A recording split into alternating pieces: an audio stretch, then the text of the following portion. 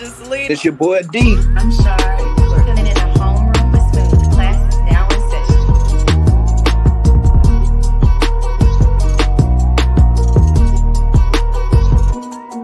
Yo, what's up, y'all? This is the Homeroom with Smooth podcast, episode number 230. All right, this is the last episode of season 8. I got with me Jamar Langley. You know what I'm saying? How you doing, man? What's going on, Smooth? How you doing, man? All is well. I'm blessed, highly favored, and dude, just enjoying every moment of what's going on right now. Man, hey, man, you got a lot going on, and we're gonna get into that. You got yes, a lot. Sir. Yes, sir. The good stuff. right, man. But first of all, like, you know what I'm saying? How you doing today, man? How was your day going? Man, it's a beautiful day. It's a little hot, but I won't complain, man. Dude, the day has been beautiful, man. Got out. I'm in Atlanta. Oh, you're in Atlanta? Okay. Yeah, it's hot over here, man. So, but I don't complain, dude. It's a beautiful day. I've been out 3-4 times. You know what I'm saying? Like, just out there working out and walking around. It's been a great day, man. Great day. Yeah, that's what's up, man. So like just to give us a little background on yourself, because I know you're a singer, songwriter. You also like play instruments. I've seen that too. So walk us through that. Like, give us a little 411 on yourself. Okay, well, yeah. I'm originally from Andrews, South Carolina. That's about 45 minutes, I would say, south of Myrtle Beach, South Carolina. So if you're familiar with Myrtle Beach, then I'm about 45 minutes to an hour from Myrtle Beach. Very small, quaint, family-oriented town. Shoot, my dad played guitar, my mom sung. I always say those are the first superstars I ever discovered, never saw. And I just did what they did and just fell in love. And when I fell in love with it, I realized I had it as well. So around the age of about 3 is when I first started really singing. So it wasn't until about 11 or 12 is when I first learned how to play keys and singing. And man, just like my dad, man, just started writing songs, you know. And yeah, just coming from a deep family, because I'm number 8 of 8. Okay, so my baby family, 4 brothers, 3 sisters, and then it's me. So we all love music, all been music lovers. Me and my brothers have sung, especially when I was old enough to finally sing with them. Around the age of about 14, I guess that's old enough. It get me into the group, you know, into the fraternity, you know. Right. So that was like the first group I was ever in, man. Like with my brothers, we were called Addiction, and you know, it started out singing out like 4th of July, family cookouts, Thanksgiving, Christmas, and then we started getting like little gigs here and there, singing at weddings. Next thing you know, man, my first time in Atlanta was actually with them. I was about 15 years old, and we were singing at a place called the Crow's Nest. And of course, I wasn't old enough to get in, but they had to let me in because, you know, I was one of the lead singers of the group by that time. So it was a journey, man. But even with that at 15, you know, like I'm also into sports as well. Like I played basketball, I ran track, I played soccer, you know, and like, so it's like the battle between like wanting to be great at sports because I was pretty good, and just knowing I have like a natural gift of singing. It's like, it didn't really hit me until I was about, I would say about 18, 19 years old, when I realized that, oh shoot, like I really have like a necessary gift, not just a gift, but something that's necessary within me. And by that time, I'm kind of touching on guitar a little bit, but I was definitely 2021 when I first learned how to play guitar. And a lot of people be like, wow, that's kind of incredible to play how you play in such a short time. And I'm like, yeah, that's wild, bro. Like, yeah, man, just practice, man. Like I always tell people, Smooth, man, I practice as if I don't even know how to play that thing. Still to this day, like I have a practice routine for when I'm singing, when I'm playing guitar, just always being prepared for the stage at all times. So finally at about the age of about 24, let me see, 2 years ago, about 27, I moved to Atlanta. Okay. And even moving to Atlanta, the road was rough, man. I mean, several failures, closed doors, nobody giving you an opportunity to do anything. I was just in the background, just being a musician. Never had the chance to really show the art and the craftsmanship, the writing, you know. And it's just like I went through a whole like a whole spin for about 6 years. And it wasn't until I met the guy that I'm working with now currently that things started to really kind of turn. My guy Jay Reed. And so we've been That's grinding. your production manager? Yeah, Jay Reed. Yeah, okay. He's, I was just asking. Like, yeah, he's like, I actually produced with him. Like, he's like my music partner. So like okay. all of the songs you hear, all of the albums you hear, that's me and him producing that stuff, Oh, and writing it as well. So just the two of us, man. You know, Jimmy Jam and Terry Lewis out. You know. Hey, that's cold. That's cold. Yeah, That's so like that's what I've been doing up until the Voice opportunity. Like okay. we've been releasing records and videos, and you know, just keeping this thing going, man. Keeping the grind alive. So that's pretty much a background, my story. I'm a country boy, man. Okay. Hey, same. I'm a country boy from Arkansas. You know what I'm saying? That's what's up, man. You already, yeah. Yeah, I'm already knowing. There's been many a family trip to Atlanta. You know what I'm saying? Oh, we're gonna go down to Georgia. We're gonna go to Atlanta. Yep, there you go, man. That was my first time. I used to come here all the time. Back in like 2006, 2007. Mm-hmm. Yeah. Yeah. So okay. So how did you get? So you were on season 23 of The Voice, right? Yes. Yes. So how did you end up getting on The Voice? How did I end up getting on The Voice? Smooth? Yeah. Casting director wrote me on Instagram. That's how I got on The Voice. So what? Yeah, I checked my. What? No, hey, that's kind of wild. Like I didn't audition for The Voice. That's wild. Yeah. That's why I was like, I always say, man, God is good, man, because you never know what's happening out here. I didn't audition for The Voice. Casting director wrote me.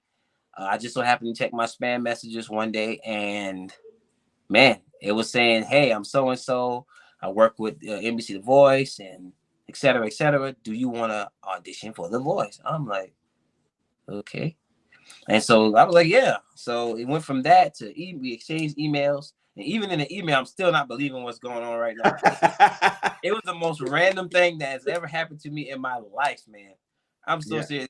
This is like, that is by far in all of my life the most random thing that's ever happened to me. So finally I talked to her on the phone, and I was like, oh, this is really happening. So a day or two later, I had a Zoom screening call, kind of like an interview. So I was all, make sure I was dressed and pressed and all that stuff. And she told me everything I would need to do. I guess getting to know me. I think even then is when the process really started. Even in that Zoom screening call. Man, next thing you know, I'm on the next Zoom call with about 115 people. Jesus. Yes. 115 people on one Zoom call. Yeah. Woo. You can't even see everybody on the screen. You gotta scroll. I mean, everybody. Yeah, I'm just scrolling, being nosy, like, oh, she okay? It look like they can say, this scrolling down, trying to see who, so I see what is what. Yeah. So, man, but by the time I got to LA, there were only about 85 people. So some people had already got cut from the process of the Zoom call.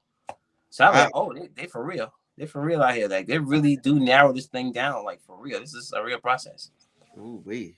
Yeah. Ooh, man, got cut before you even hit the stage. That's tough. Man, there's some people, I hate to skip ahead, but like I've seen some people like with bags packed and leaving when I'm coming back from rehearsal, like just randomly leaving, and the little gossip going around. Oh, so and so left, and I'm like, what happened? We don't know. And I'm like, hey, let me go in the room and practice then.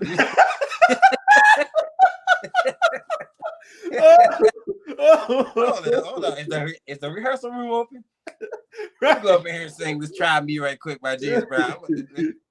Let me sing my song, man, because I can't. I gotta make sure just in case. But later I found out kind of why some people were. It was like random reasons, staging, probably a little too nervous for the stage because you're gonna be on TV, not knowing the words to your song, not sure about your arrangement, just not being prepared, basically, in a nutshell. Yeah. So that's why I'm overly prepared. Yeah. Yeah. So so then I seen when you did perform, right? You got your mentor ended up being Chance the Rapper. So how did that end up working out with Chance, man? Man, listen, man. I chose Chance, man, because he's a creative like me, man. And I don't know if a lot of people really know extensively like about his musical background, but Chance is a very musical dude. Mm-hmm. And that's why he's able to, even when you hear him sing a little bit, it's like, oh, he can sing. Yeah, like he's a musical guy. Like his music catalog is very vast. It's very large, man. He listens to a variety of things, just like me. You know, I listen to a variety of music, and I'm very well versed in like the genres. Mm-hmm. So I chose him from a creative aspect because I felt like it would be great moments in the show. Even if I did one more performance after my blind audition, I knew that it would still be like a top tier moment in the Mm-hmm. entire show. And man, working with him was easy, man. When he saw the amount of talent that I was bringing in, you know, and focus and hard work, and he Mm-hmm. was like, "Man, you got it. Like, I got a few notes for you, but for the most part, dude, yeah, He's like, you do can try you? this right here, but like, you can try this little thing right." I'm like, "Cool, yeah," because I'm looking for the notes. I'm looking like, "What you got for me?" You say what? You thought you said something? Oh, you didn't say anything? Okay, cool. But like, yeah, Yeah. I'm looking for the notes. Like, huh? You said something? Oh, no, I'm good. Okay, cool. Yeah. Yeah. Nah, but yeah, he just let me do my thing, man. He let me create, and then he would come in and kind of sauce it up and give little pointers here and there that really actually helped and that worked, and that wasn't outside of my comfort zone. It was just like Mm-hmm. another level of what I could do from his eye point of view. So Okay. yeah.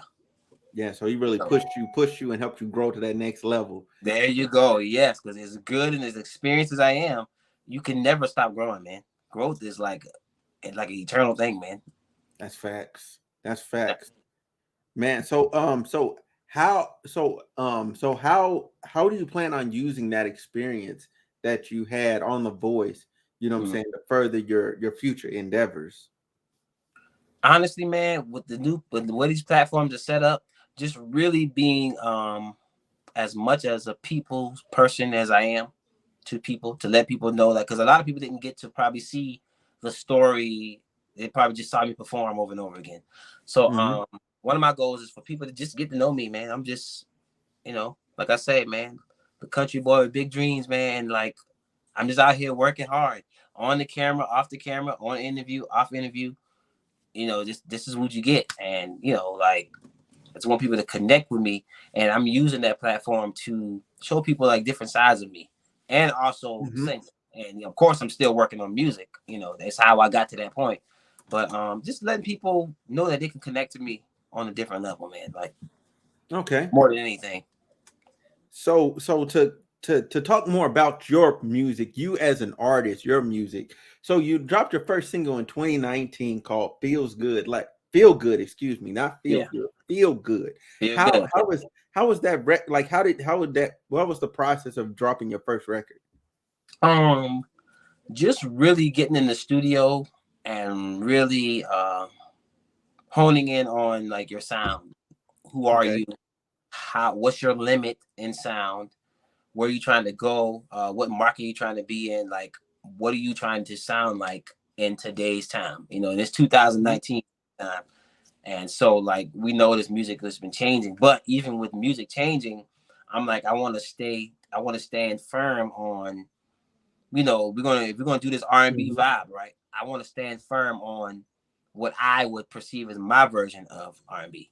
Still, even Mm, if it doesn't okay. catch on until 4 years from now, at least I know when it catches on, it catches on because it's different and it's not blending in with the popular sounds.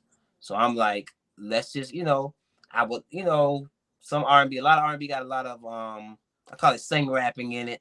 That was Yeah. the sing rapping era, and a lot of R&B have 808s in it, and the subject matter doesn't really cater to women anymore. It's more on the like nothing Mm, against it. Hey, whatever floats your boat, but like it's more like one night stand, meeting the girl in the club, and hmm. it's just no love involved. But like Ah, it's okay. really not a love factor. So I'm like, listen, I want to make women feel good when they hear me, man. Even if they don't hear this song to 3 or 4 years from now, whether it catches and I get a million plays a week, or if I get 30 plays a week, I just need it to be authentic. So that's what Feel Good came from, man. It's an authentic sound, and I really was thinking about in the Spanish culture too. because Hispanic people are very romantic with songs that they write. Yeah, that's And true. so That's very I true. love that about Hispanic music. I don't know what they're saying most of the time, but I'm always hearing me more, and like like I'm hearing like something about love and something about I Mhm. need. Like, it's always something. So I'm like, you know what? It's like the same concept. Like I want to kind of be, whether it's like I love you or I hate that I love you or that I once hated you, now I love you. No matter what, just want to be in like a relationship type of vein of musicality, and I kind of stuck there. So man, that's how Feel Good came about, and it Okay. turned out how it needed to turn out. Because right, I turn it on right now, and I'm like, okay, thank you. Like I'm catering to someone. Like if a random woman was to listen to this song, she Yeah. would feel she would feel good. You know? Okay. Okay.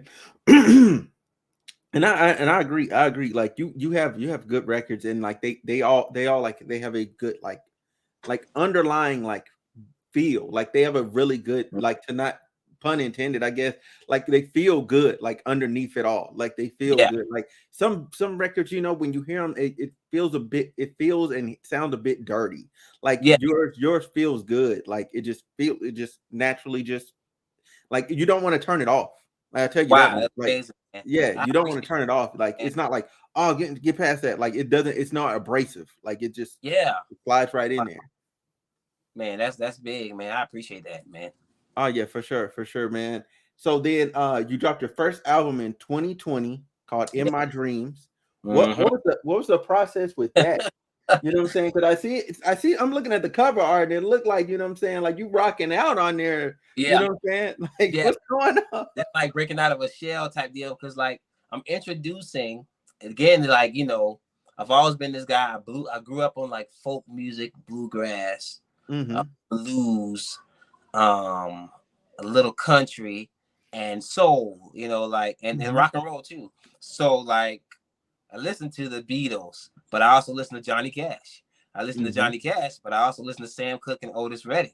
I listen to Mm-hmm. them, but I also listen to people like Michael Bolton and the Bee Gees. I listen to the Bee Gees, but I also listen to the Temptations and the OJs and the Stylistics. Okay. So it's like all of these blended things kind of like came to mind. It's like I just wanted to create music, man, that's different. Just create from my Mhm. mind. So that's why every song on there is completely its own entity from 1 through 10. Every song has its own identity, and that process was to make sure that it all could come together collectively on one album and make sense, even though Mhm. it's 10 entirely different sounds going on.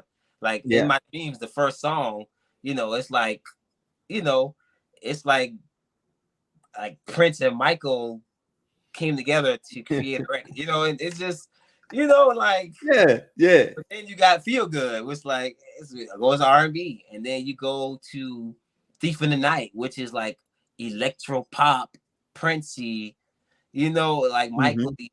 And it's just kind of just jumping from place to place, man, and just really making it come all together to make sense for our listeners' ear. More Man, so what's your favorite record on there then? Like what is your favorite? man, it don't change every day.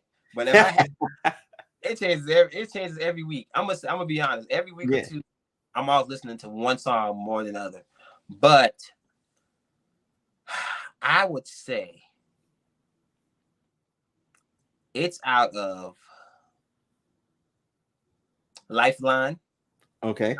I love song Lifeline. Oh my goodness, man. Mhm. Uh that's such a radio record, man. It just again, it's like one of the best songs a lot of people have never heard yet. It's so It's good, man. it's it's a fan favorite. I see it's a fan favorite. Like Yeah, it's up there. And then of course, the uncomparable Highlight Girl. I mean, Mhm. come on, man.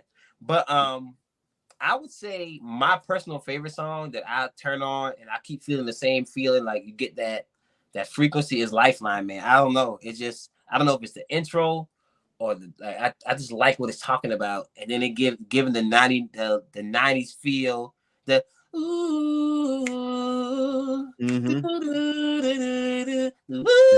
all that 90s type, and I'm like, ooh, Mm. and it make you just wanna, Yeah. it feels good. And so Lifeline is probably my one. And then right behind that, I would probably be probably like Cali Moonlight. Ah, I love that song too. Okay. It's number 2 on there. Yeah, but like, Yeah. yeah, Yeah. it all of the records, man. I still listen to my own stuff, man. And that's the unusual thing. But I listen to my own album, man. It's so good. Yeah. I mean, no, that's I think that's the hallmark of knowing that you did something good if you will listen to it yourself. Because if you won't listen to it, what did you just make? What did you What, create? what Like, did you? Come on, man. because it's not like it's not even you. Then you know what I mean. Like, if you don't want to listen to you, then it's not you that created it. It's not you that created it, man. You're trying to be,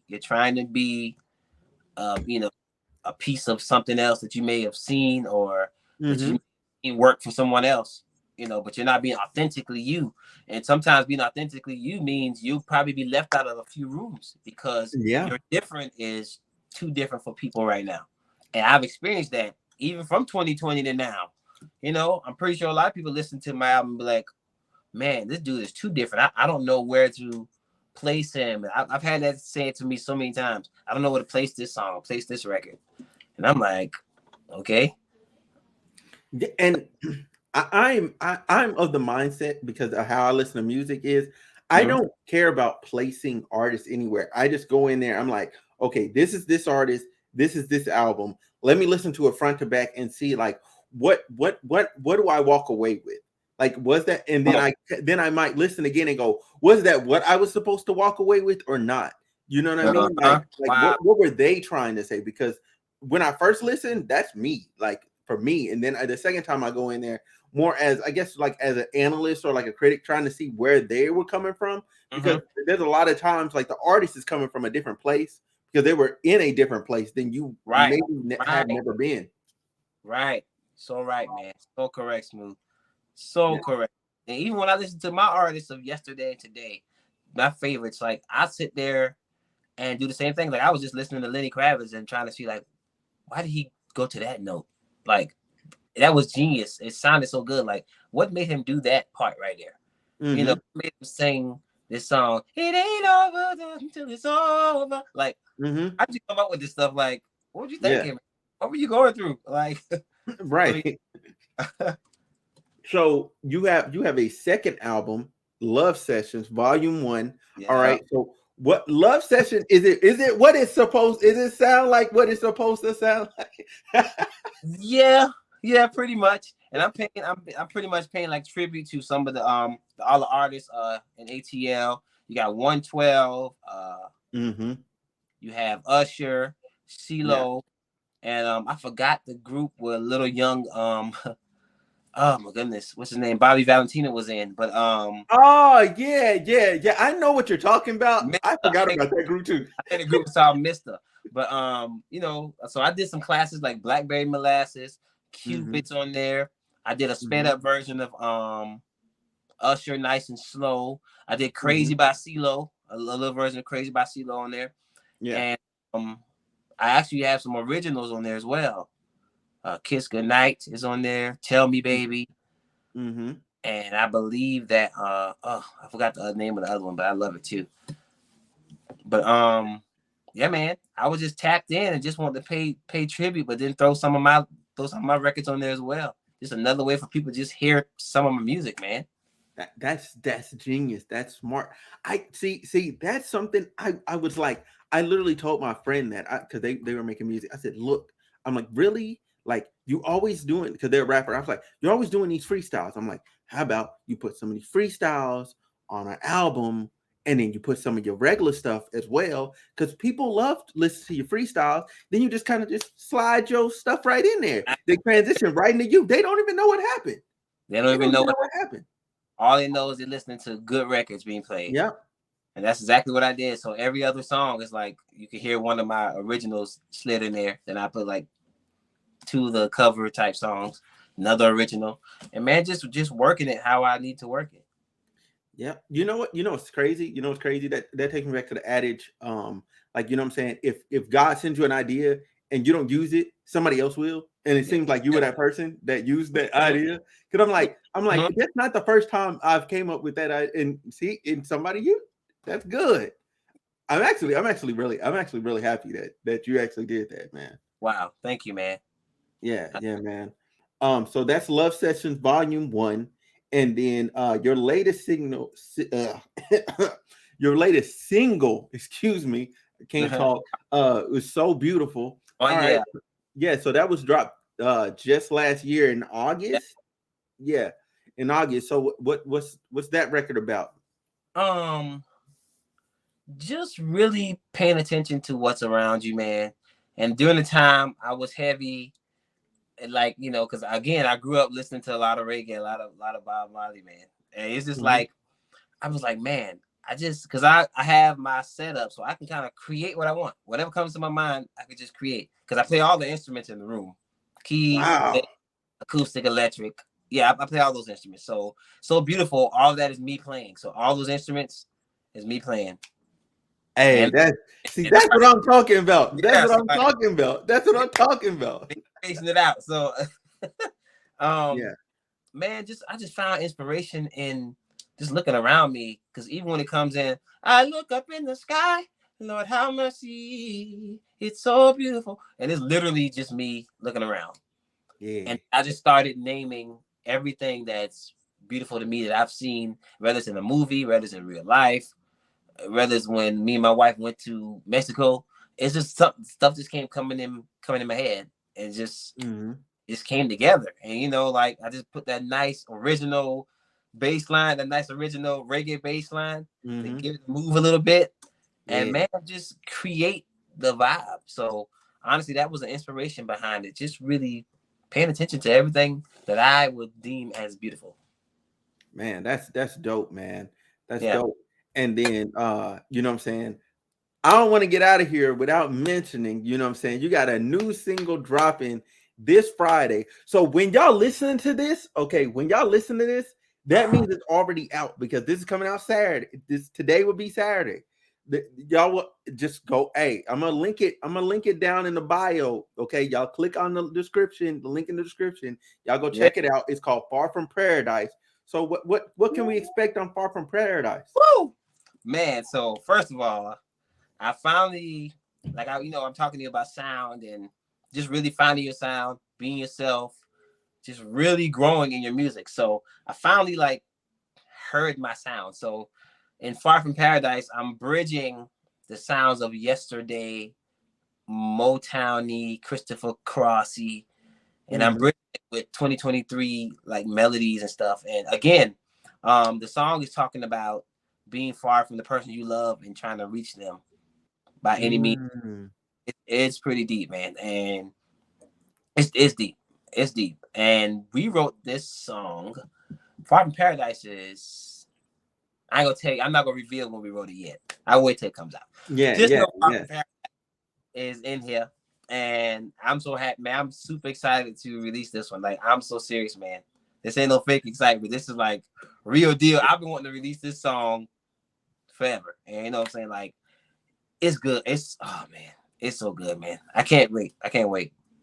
Wow. Okay, yeah, yeah, man. Same. I can't wait to hear it. You know what I'm saying? Because all your other music has been amazing. Like Wow. I ain't heard a record where I was just like, you know what, let me next, like or let me power through this. Yeah.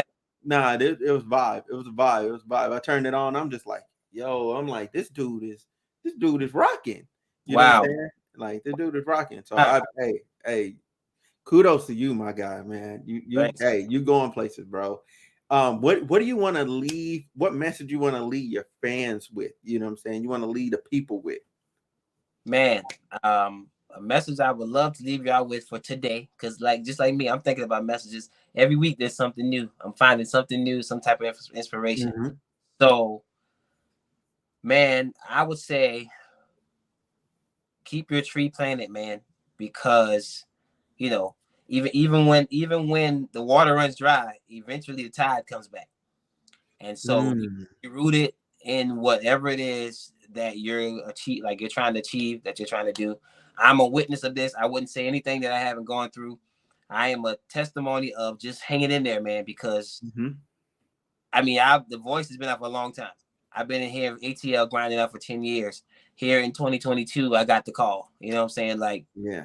voice and to do all of this stuff. So keep that keep yourself planted and rooted, man, in your success, and that's going to take focus. That's going to take determination, and that's going to take taking risk too. Which Yeah. is something you can't even avoid if you really want to do what you want to do. Because another short story, y'all, and I don't know where I'm going, but like right before The Voice, I because I was playing bass professionally in two ministries. I played with Anthony Hamilton. I played with Bobby Valentino, and I wrapped all of that up. And a month and a half later, here comes the message from The Voice, and I felt like because of like the determination and the risk factor, and just being grounded and rooted in something I want to do, and being sure, and going to God with a real prayer, asking Him to really open the door here, because I want to show you that I'm persevering here. Like I'm going through all of the, I'm getting hit, boom, boom, left and right here, but I'm still in here, eye, soul, and everything. So my message to you guys is stay planted, man, stay rooted. The tide always comes back, baby. And guess what? Your tree will grow. That's it. Amen to that. Amen to that, man. Amen to that. So listen, y'all, I would be remiss. Okay, where can people find you at? Okay, let people know where they can find you at. Yes, sir. So you guys can find me on Instagram at Jamar Langley Music. You can find me on Facebook at Jamar Langley Music. I also have a personal page, which is Jamar Langley. Either one is fine. Like I interact on all of them all day if I have to. TikTok, Jamar Langley Music, and follow me on Twitter because I do need some more followers on there. Jamar Langley. I'm getting into the Twitter groove, So y'all, those are my platforms. Follow me, connect with me. Like I always say, DM me. Listen, if you're having a bad day and I gotta go fix a cup of coffee and come and chat with you and DM, I will. It's all good. We don't have to talk about music all the time, man. Like I talk about anything. But connect with me at the end of the day. Yeah, so y'all make sure y'all go tap in with him. Y'all go check out his music. Y'all go check, it's on YouTube, Jamar Langley. Yes, I'm on YouTube as well. I got 3-4 videos on YouTube. I have a video to When the Smoke Clears, which again is one of my favorite songs. Highlight Girl, Feel Good, and Spell It Out. I also had like one called Tomorrow. It's very short. It was kind of talking about black on black crime and police brutality. It's like a 1-verse song. Check that video out. I had like a little video that's So Beautiful was out. Man, go and bombard my YouTube channel, please. And of course, if you want to catch up with me on The Voice, they have all my videos. Go see me go and kill it on there and have a good time.